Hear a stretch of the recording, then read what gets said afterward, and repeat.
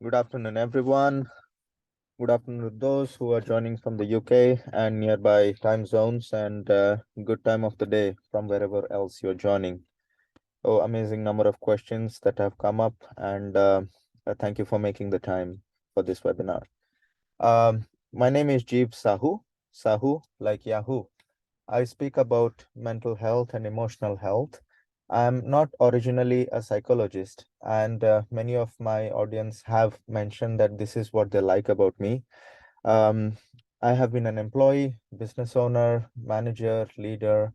I've made money, lost money, and life happens. I've lost people in life, which made me attracted to emotional and mental health to start with. So this is why I speak about this topic. And if you really like it, please do share, subscribe to this channel, and let's get started. So you can see that we have the anonymous link on here. You can also share your questions on the chat. The way I answer question is very generic so that who has asked the question is not revealed. And this comes from a simple sense of feeling safe. Well-being is all about feeling good and feeling safe.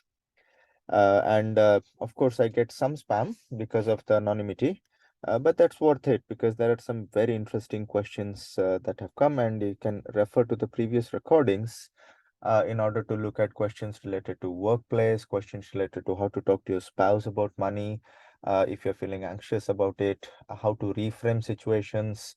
And we had last call where we discussed a lot about what is the objective way to measure well-being in an organization.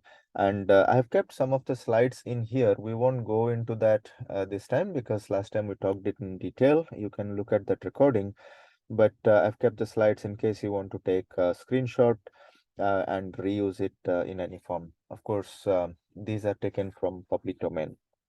So let's get started by the usual statistic that we have. 4 in 5 small business owners tell us they're experiencing poor mental health. This is a study by IWOCA and Mental Health UK. And this simply tells the situation. And in my personal experience, as well as these kind of surveys, the situation is worse with men compared to women. But the statistics show that the situation is better with men. uh, well, some of us are lying on these surveys, and when somebody is asking, "Hey, how are you?" We don't share how are we. We say, "Oh, not bad" in the UK, or "Yeah, I'm all right," or "I'm all right, I'm fine." But we say that even when we are not fine, and that's very suboptimal. Um, Initially, I used to think that this is because people are really shy and because of the stigma, but there is a good element here as well. People are not sure, should they share their problems with others? What happens if they say something which is not the best way to put it?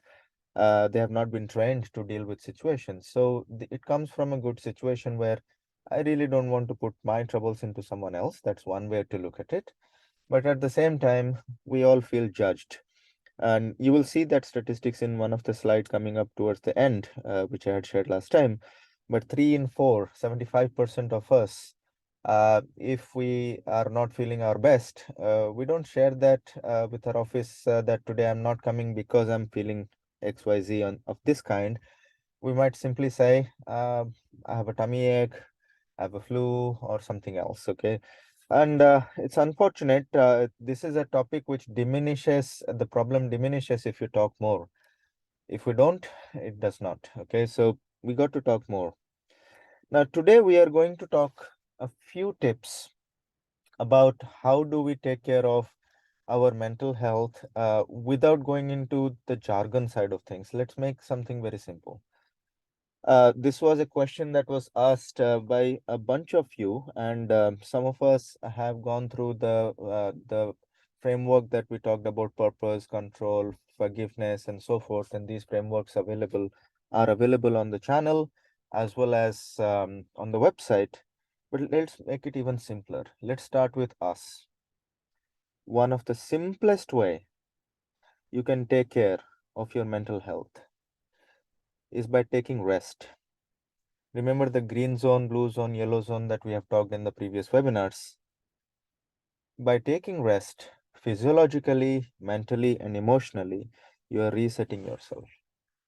And this is very closely connected with the next item that is coming, which I'll go to into few seconds. But please note that this is not an act of selfishness. What I consider an act of selfishness is if you are sleeping when someone else is expecting you, if it is hurting someone else by you're taking rest.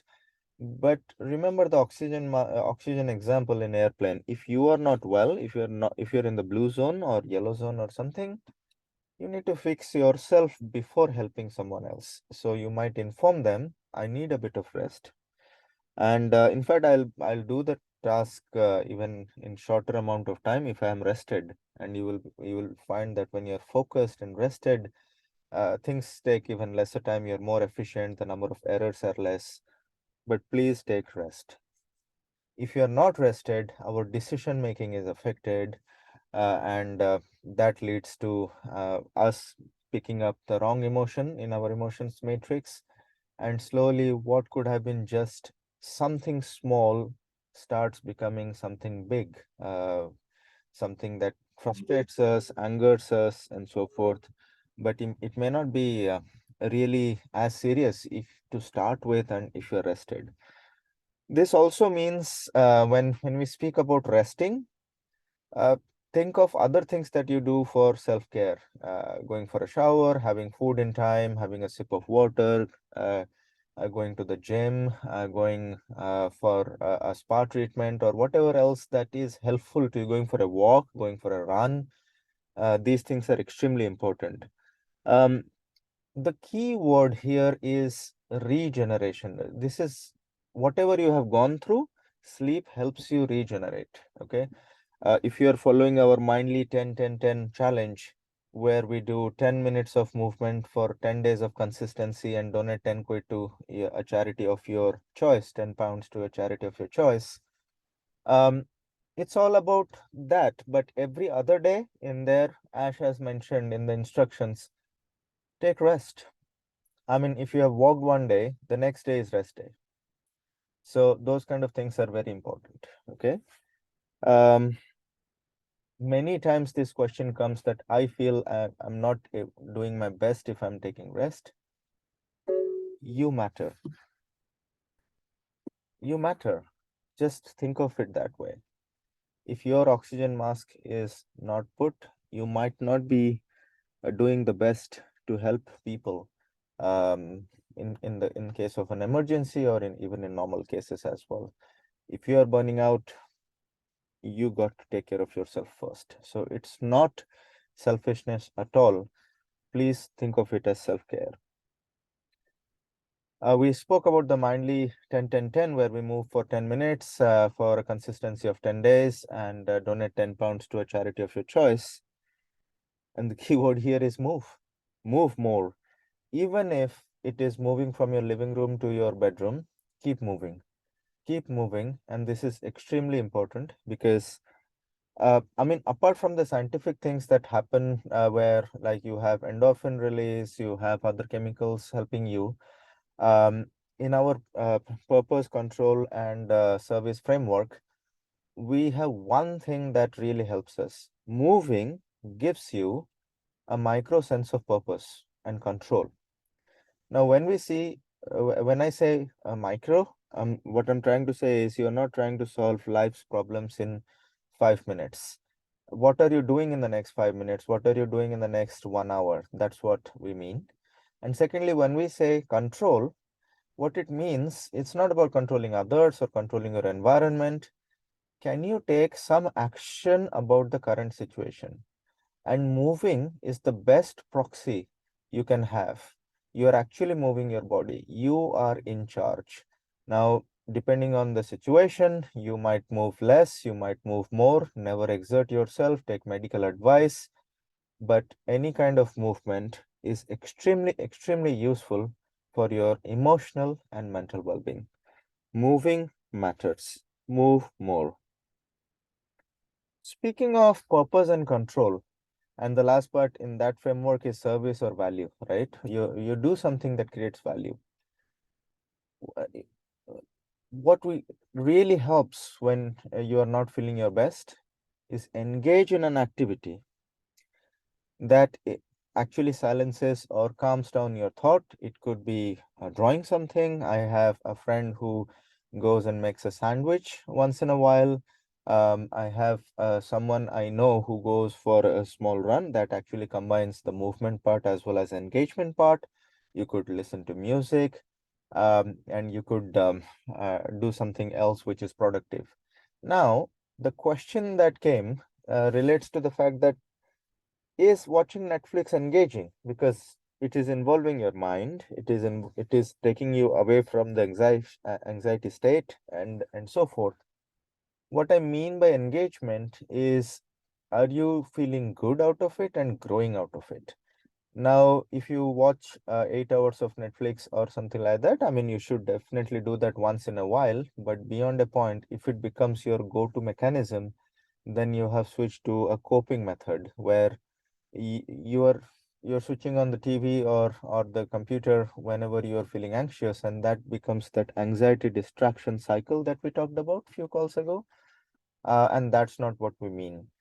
How do you know that you are out of that circle? Is each time you go and do this engaging activity, you feel you have grown a little bit more. Whether it is making the sandwich or doing a drawing or creating or writing or doing something, gives you that micro sense of purpose and micro sense of control. And at the end of it, you have created something of value. It's extremely useful, and scientific studies have shown that engaging in an activity, this is why people ask you to take a hobby and do something valuable out of it, because it really creates a fulfillment and switches our thought pattern, our perspective, which moves us from protective or negative emotion to a positive emotion. And when we repeat these positive emotions long enough, we stay in a great state of well-being.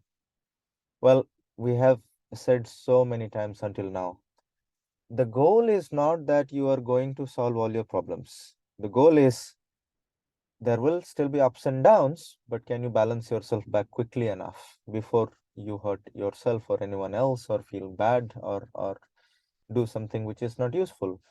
So ups and downs happen, but engaging yourself, moving yourself is going to help us. Now, what's the next one? Surround yourself with good friends.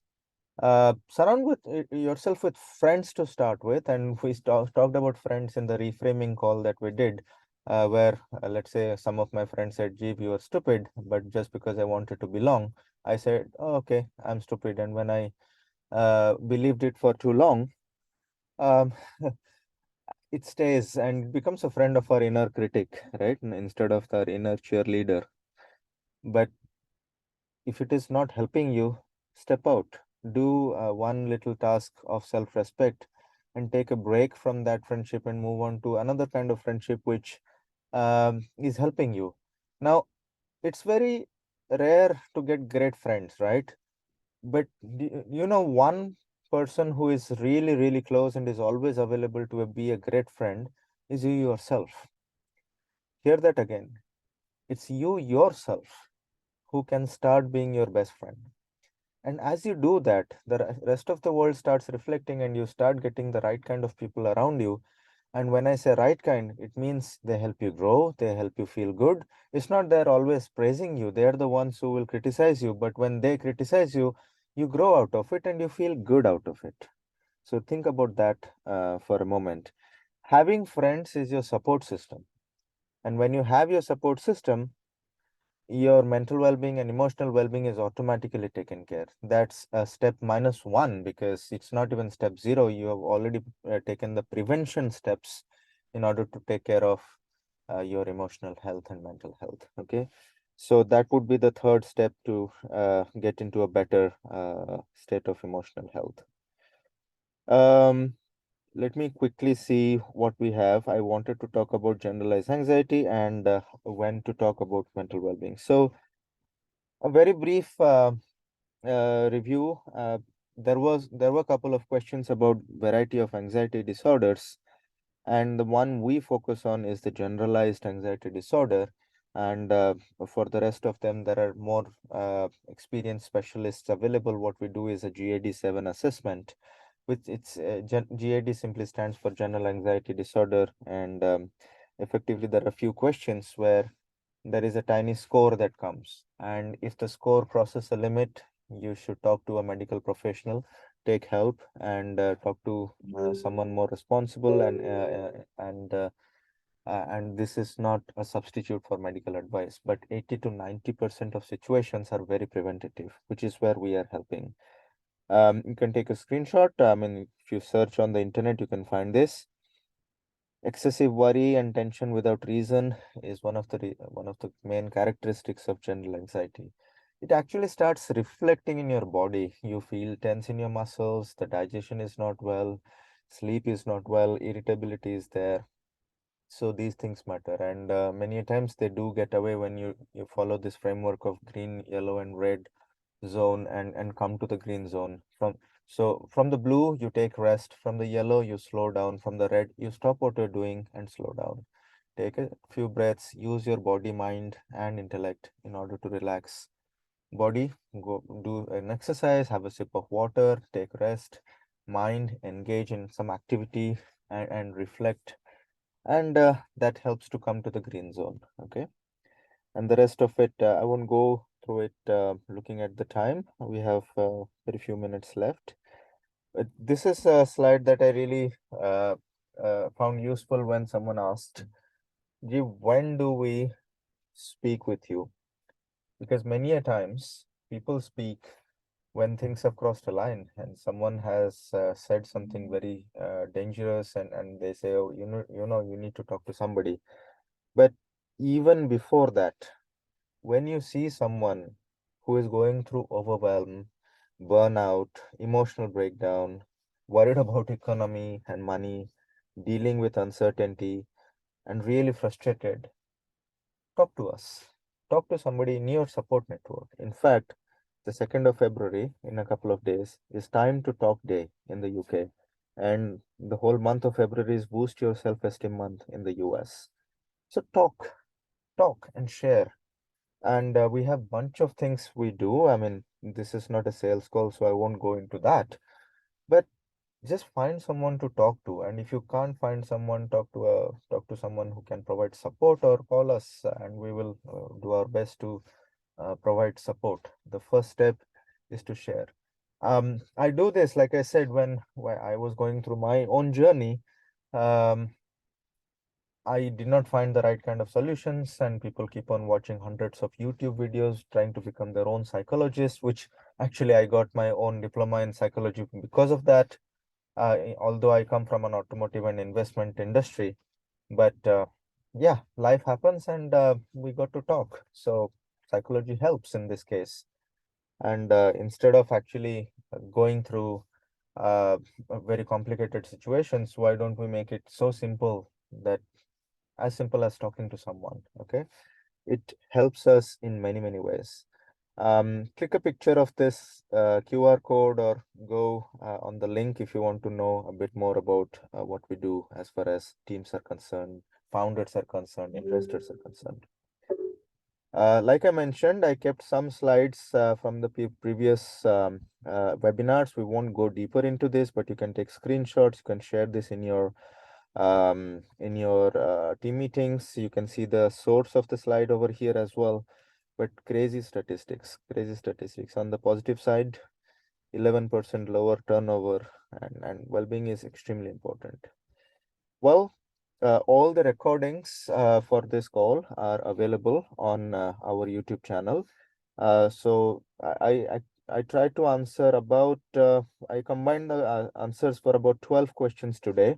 The reason I don't share the exact questions is so that we keep it anonymous, but I can actually see who has asked the question and which question has been answered. So I hope you find it useful. And if you do, please do subscribe and share this with others, because it does something to the algorithm, that it goes to more people who need these answers. We are not alone. We don't need to struggle through this alone. We got to keep talking on this. So why not keep sharing? Okay. So keep talking, keep taking care of yourself. And I'll give some more answers next Tuesday, same time.